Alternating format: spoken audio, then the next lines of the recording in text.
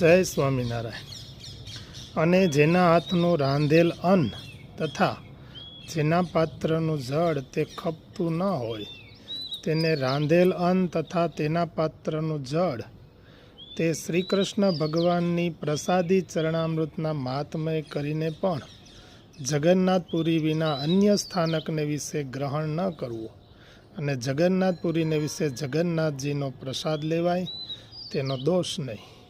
શિક્ષાપત્રી શ્લોક નંબર 19.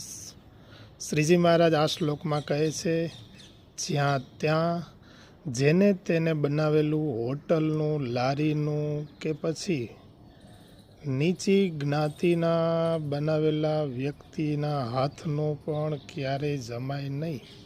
હોટલમાં પણ જમીએ એટલે આપણા વટલી ગયા એ વર્તમાન લોપાય છે. માટે